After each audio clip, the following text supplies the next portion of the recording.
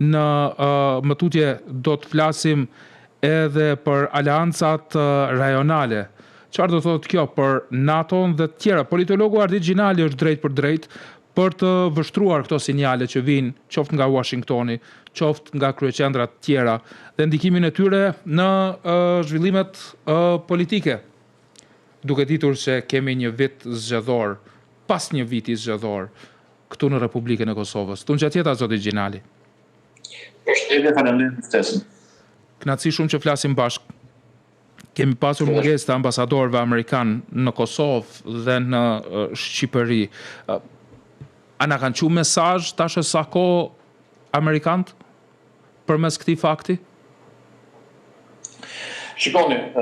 mungesa e ambasadorit në Tiranë, Prishtinë, por edhe në vende të tjera të rajonit, në fakt nuk është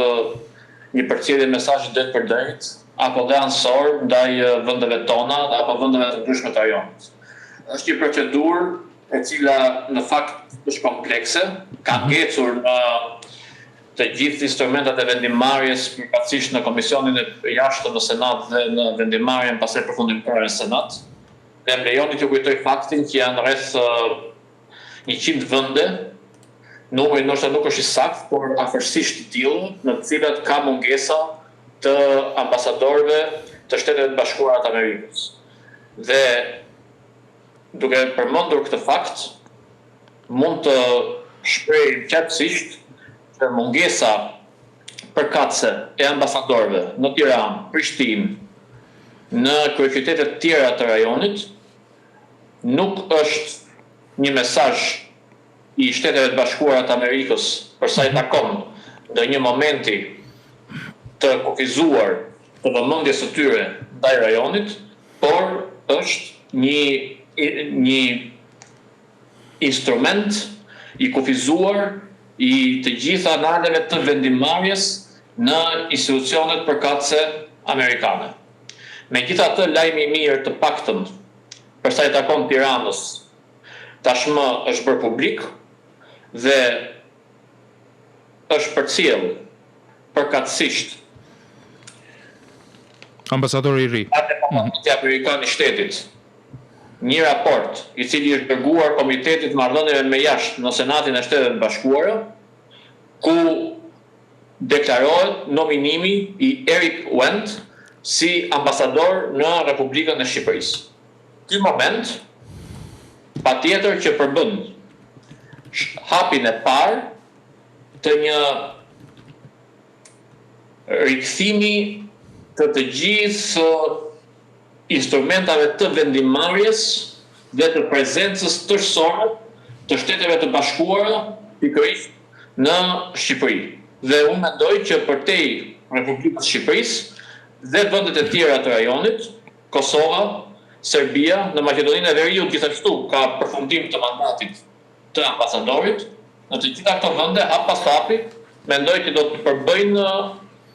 nominimet e reja të emrave përsa i takon përfaqësimit diplomatik të Shteteve të Bashkuara në vendet përkatëse dhe rasti i përcaktimit të emrit në Shqipëri është rasti i parë në këtë mungesë, ndoshta edhe për shkak të kohës së gjatë të mungesës së ambasadorit në Republikën e Shqipërisë përkatësisht prej vitit 2023, por mendoj që nuk është përtej këtij momenti statistikor, mendoj që nuk është thjesht për shkak të mungesës gjatë kohës, por është që rezultat i të gjitha atyre problematikave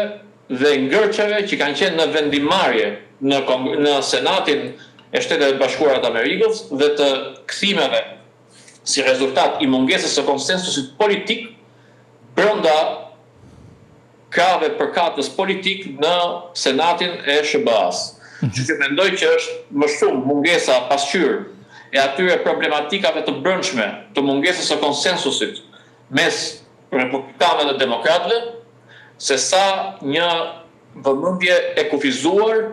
e Shtetet Bashkuara në vendet e rajonit dhe përkatësisht në Shqipëri dhe Kosovë. Në vetvete emërimi, pra përcjellja e emërimit të ambasadorit të ri të mundshëm, zotit Wendt, është dëshmi e faktit që një profil profesional një profil I lartë në fakt profesional në fushën e sigurisë, patjetër që I përgjigjet sfidave të tanishme, rrethanave të tanishme gjeopolitike dhe në të njëjtën kohë dhe zhvillimeve të mundshme gjeopolitike, politike dhe në fushën e sigurisë, duke patur parasysh rolin jo vetëm gjeografik të Ballkanit në tërësinë e vet, mendoj që zgjedhja e një profili të tillë si ambasador, përkatësisht në Tiranë, duke e parë Shqipërinë si një faktor të rëndësishëm stabiliteti në rajonin e Ballkanit dhe nga ana tjetër duke patur parasysh dhe sfidat e integrimit evropian të Shqipërisë dhe vendeve të tjera të rajonit, të duhet kujtojmë faktin që Shtetet e Bashkuara dhe Bashkimi Evropian takohen politikisht në Ballkan, pikërisht tek aspirata për ta tarsuar vendet e Ballkanit në Bashkimin Evropian. Dhe për te diferencave që ato kanë, dhe për te atyre diferencave të cilat shpesh përcillen, apo kërkohet të amplifikohen, apo shpesh segmente politike në Tiranë apo Prishtinë, kërkojnë të përqafojnë njërin apo tjetrin ka politik SBA apo BE, SBA dhe Bashkimi Evropian takohen politikisht në Ballkan, pikërisht tek integrimi euroatlantik I vendeve përkatëse. Kështu që rasti I emërimit të ambasadorit, që shpresoj që do të kalojë dhe të gjithë filtrat vendimmarrës të Komisionit Jashtëm në pas Senatit të ambasadorit Erik Kuen, unë mendoj që është shenja e qartë e një angazhimi të ri proaktiv pikërisht në Shqipëri dhe përmes Shqipërisë patjetër më pas si një shembull dhe drejt vendeve të tjera të rajonit dhe duke e parë Ballkanin si një aleat të rëndësishëm në drejtën e të gjitha zhvillimeve përkatëse gjeopolitike. Tani, në këtë dritë të zhvillimeve gjeopolitike në Ballkan, ne kemi disa çështje që mund t'i vështrojmë ndoshta të ndërlidhura nëse janë të ndërlidhura. Një deklaratë e komandantit të KFOR-it, Ulu Tash, ai flet për një situatë të qetë por të brisht. Në anën tjetër, ka një arkitekturë të re të sigurisë në Ballkan, aleanca Kroaci, Kosovë, Shqipëri. Dhe tash ambasadori nominuar për në Shqipëri, zoti Vend, I cili vjen me prapavicë që përmendet edhe ju nga beretat e gjelbra, siç njihen ndryshe forcat speciale amerikane. Ka ndërlidhje kjo gjë? A ka një fokusim të veçantë në siguri në Ballkan dhe çka do të thënë kjo? Shikoni, ne jetojmë në epokën e sigurisë. Pra, si rezultati zhvillimeve që nga viti 2022 dhe vim, zhvillimet aktuale gjeopolitike, por dhe të gjitha zhvillimet e mundshme të së ardhmes, apo dhe ardhme e cila do të kufizohet pikërisht nga vendimet e shtashme dhe nga këto dinamika të shtashmes për sa i takon geopolitikës, patjetër që ne jetojmë në këtë epokë sigurisë dhe po jetojmë dhe do të jetojmë në këtë dekadë, po dhe dekadën e ardhshme, pikërisht në dekadën e sigurisë. Dhe absolutisht që siç e përmenda më lart, siç e prekët edhe ju, por ambasadori I ri I emëruar absolutisht që përbën pikërisht një përgjigje ndaj këtij realiteti të ri, I cili është pikërisht realiteti I sigurisë ndërkombëtare, I sigurisë patjetër kombëtare për vendet e rajonit, por dhe një aleancë të madhe sigurie, e cila patjetër përfshin aleat dhe aleat të mundshëm në përballëmin e sfidave të së ardhmes. Për sa I takon momenteve që juve përmendët, po kemi deklaratën e komandantit të KFOR-it në Republikën e Kosovës, I forcave të KFOR-it, generali Otulash, I cili në fakt ka patur dhe ditën e djeshme një vizitë në Bruxelles, ku ka shprehur qartë pikërisht të gjithë efektivitetin e pranisë së trupave të KFOR-it dhe garantimin që KFOR-i përcjell të gjithë së sigurisë në Republikën e Kosovës, po, është e vërtet deklarata e tij për sa I takon përgjithësisë të sigurisë dhe në fakt deklarata e zotit Utulash është qartë deklarata e një zëri i cili është pikërisht zëri profesionist, larg kërkesave politike, dhe që dëshmon qartë përmes zërit të tij të profesionalizmit, pikërisht të gjitha sfidat të cilat vijojnë të jenë aktuale për te qetësisë dhe bryshtësisë që ka qetësia përkatëse në Republikën e Kosovës. Dhe në të njëjtën kohë, nëse kujtojmë, zoti Utulash shprehu të njëjtin qëndrim dhe në takimin që ai pati me ambasadorit e Shtetet Bashkuara në NATO, zoti Whitaker, i cili ndërmori një tur rajonal, dhe në vetvete tur rajonal, jo vetëm në Shqipëri, por gjithashtu në Kosovë, në Kroaci dhe në Maqedoninë e Veriut. Në ana tjetër, vizita e sekretarit përgjithshëm të NATO-s në Maqedoninë e Veriut. Vizitat e para e javës shkuar të një delegacioni ushtarak të NATO-s në Kosovë. Vizita dhe monitorimi nga ana e zotit Whitaker të bazës ushtarake të bazës amerikane të Kuçovës në Shqipëri, dhe gjithë këto element absolutisht janë elementet përbërës dhe mesazhet e qarta politike, institucionale që na dëshmojnë një fakt të pakundërshtueshëm. Jemi në epokën e sigurisë dhe patjetër përballja me sfidat e sigurisë. Dhe kjo qetësi e brishtë tanishme nuk mund të jetë një qetësi e mirëqënë, por një qetësi që garantohet si rezultat i një angazhimi, një enumeracioni angazhimesh politike, institucionale, ushtarake, parandaluese dhe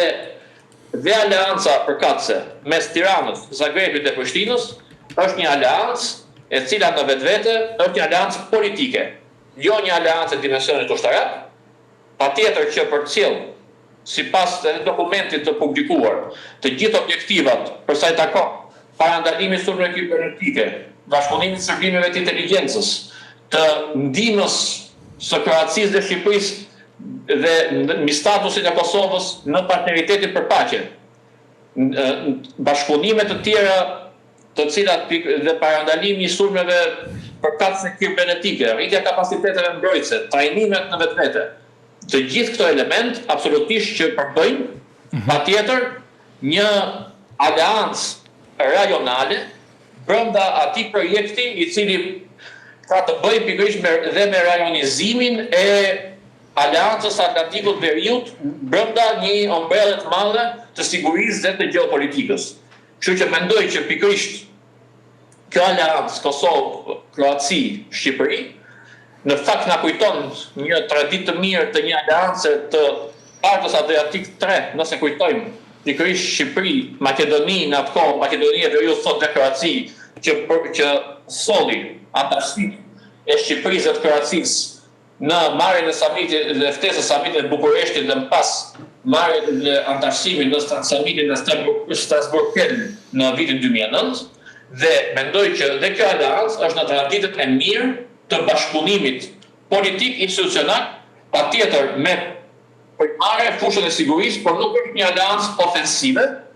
por është një aleancë e cila kultivon dhe inkurajon bashkëpunime të cilat patjetër që kanë kryefjalë sigurinë, por përtej sigurisë absolutisht që mendoj që thelbi mbetet patjetër politika. Dhe aleancë politike, jo ofensive, as pak me qëllim ushtarak në kuptimin ofensiv ndaj asnjë vendi, por patjetër për të fuqizuar dhe për të jetësuar bashkëpunime rajonale në kuadër të një vizioni të NATO-s për sa i takon në 2030-s dhe 2040-s. Dhe mendoj që kjo aleancë, pikërisht Tiranë, Zagreb, Prishtinë, është një vlerë e shtuar në finalizimin e objektivit përfundimtar të shndërrimit të forcës së sigurisë Kosovës në një ushtri, dhe më pas me shpresën e plot për marrjen e ftesës në samitin e vitit 2028, që do të jetë dhe viti përfundimtar i shndërrimit tërësor të forcës së sigurisë Kosovës në ushtri. E sheni të mundshme? E sheni të mundshme? Mendoj që ndoshta 2028 mund të jetë më realist, duke pasur parasysh që do të jetë dhe viti kur ushtria e Kosovës do të konsiderohet në çdo komponent pikërisht një ushtri e mirëfillt, e cila më pas do të jetë e gatshme për përballuar sfida të reja dhe për të qenë pjesë e Aleancës Atlantikut Veriut. Kujtojmë dhe vlerën e shtuar të pjesëmarrjes Kosovës edhe në forcët ndërkombëtare stabilizuese për gazën, bashkë me Indonezin, Marokun, Kazakistanin, edhe Republikën e Shqipërisë, që mbetet absolutisht një vlerë e shtuar dhe një fakt që Kosova nuk është thjesht përfituese e vizionit sigurisë, por është dhe kontribuese në për shkak të gazës thua për sigurinë në rajon edhe më tej. Okej. Pra nuk thua vetëm për gazën, si kontribuese në siguri, jo vetëm konsumuese e saj. Thua edhe për rajonin në sens? Për sa i takon, pra, përmenda për faktin e rajonit që Aleanca Përkatëse Tiranë, Zagreb, Prishtinë është në vazhdim të një vizioni të rajonizimit të sigurisë, qartë. Të vendeve dhe të territorialiteteve përkatëse brenda Aleancës së Atlantikut Veriut. Pra strategjia e rajonizimit, e cila përfshin bashkëpunimet rajonale mes vendeve anëtare, të cilat janë fqinj me njëra tjetrën dhe që mund të shtrojnë bashkëpunimin përkatës në ndërveprim më ushtarak dhe jo vetëm. Pra në këtë kuptim shpreha faktin që thash që për sa i takon gazës është edhe kontribuese, ndërkohë që për sa i takon rajonit shpreha faktin që patjetër kjo aleancë përbën absolutisht një moment të rëndësishëm të jetësimit atij vizioni i cili e sheh dhe Kosovën si pjesë e Aleancës Atlantikut Veriut pas përfundimit të plot të procesit të transformimit të forcës sigurisë Kosovës në ushtrit Kosovës. E qartë, kemi një vit të zgjedhjeve në Kosovë, në fakt shpresoj që jo, por megjithatë njohësit e zhvillimeve po thonë se është vit i humbur sepse rreth 6 muaj, si të thua, shtetin pauzë shkon për shkak të zgjedhjeve dhe vije si vit pas një viti po ashtu të ngjeshur me zgjedhje e probleme e tensione politike edhe të 2025-s. Si ndikojnë këto procese të brendshme politike dhe zgjedhore në Kosovë në udhën e integrimeve, qoftë në Bashkimin Evropian, qoftë në NATO të Kosovës? Si shihni ju? Patjetër që secili aspekti i paqëndrueshmërisë politike absolutisht nuk është një moment pozitiv në rrugtimin e secilit vend. Për më tepër në rrugtimin e vendeve të cilat ende kanë një pozicion të prisht si Republika e Kosovës, patjetër që paqëndrueshmëria politike nuk mund të jetë një vlerë e shtuar. Ne urojmë që mos jetë një moment pengues, por patjetër që nuk është një vlerë e shtuar dhe secili elementi i jo stabilitetit politik nuk është i mirëpritur në këto kontekste të reja të cilat janë përtej Kosovës. Pra përtej atij peizazhi të brendshëm politik të Republikës Kosovës, mendoj që dhe kontekst i ri i realiteteve gjeopolitike do të dëshironte patjetër një Kosovë e cila ishte politikisht stabile dhe që klasa politike tërësisht të dëshmonte përgjegjësi shtetërore dhe kombëtare pikërisht për të realizuar disa procese të cilat nuk janë as pak të ndërlikuara dhe komplekse, thjesht procese të cilat kanë në bazën e tyre pikërisht elementin e konsensusit për përfitimin në mënyrë përfundimtare. Dhe është e qartë që pikërisht konsensusi i munguar është arsye që Kosova po përjeton tashmë, sidomos në këtë vit, një paarsyeshmëri, krize politike dhe më pas një proces të ri zgjedhor, i cili njëjtë procesi 28 vjetorit, por ky proces edhe këtu nuk i shërben në vetvete Republikës Kosovës. Kosova duhet dhe klasa politike në Kosovë përkatësisht partitë politike dhe mbi gjitha partia më e madhe, e cila ka përgjegjësi më të madhe për zgjidhjen e sfidave dhe problematikave, përfshirë dhe si çështja e presidentit, e cila tashmë është arkivuar si çështje dhe fatkeqësisht vendi historik do të përvojë një tjetër proces zgjedhor që mbetet sfiditës në vetën për qytetarët e vendit. Mendoj që në tërësinë e vet mungesa e përgjegjësisë mbi të gjitha e partisë parë politike është një moment i cili patjetër që i bën keq Kosovës. Sa ndikon ky moment në integrimet përkatëse? Për sa i takon integrimit në Aleancën Atlantike të Veriut, mendoj që plotësimi i komponentëve të karakterit etnik nuk do të preket nga proceset zgjedhore përkatëse. Të dy integrimet, përkatësisht integrimin Bashkimin Evropian dhe integrimin në Aleancën Atlantike të Veriut, janë procese të ndryshme, janë të natyre të ndryshme. Vendimarrja patjetër për te faktit që në vetvete është e njëjtë për sa i takon mekanizmave të vetos dhe të elementeve të tjerë, por në vetvete me vendimarrja për sa i takon procesit në tërësi, jo finalizimit, patjetër se është një proces i ndryshëm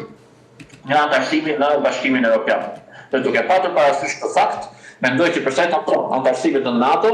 nuk do të ketë dhe përparimit në rrugën e antarësimit në Aleancën Atlantike të Veriut, nuk mendoj që Kosova do të ketë në një pengesë për sa i takon plotësimit të gjitha detyrimeve përkatëse, të cilat burojnë nga procesi në tërësi, ndërsa për sa i takon procesit të integrimit evropian, është një proces patjetër shumë i ndërlikuar, i cili stërret shumë komponent në apel,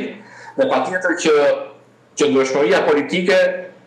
është një nga elementët thelbësor. Patjetër që si rezultat të qëndrueshmërisë politike kemi të bëjmë me qeverisje efektive, dhe qeverisjet efektive patjetër që në pas duhet marrin vendimet përkatëse, vendimet që kanë bëjnë si vendime politike, njëjtë dhe vendime teknike. Dhe Kosova patjetër që tashmë i ka ikur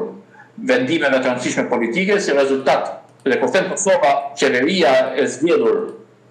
nga vullneti i qytetarëve të Kosovës 28 dhjetorit, i ka ikur përgjegjësisë,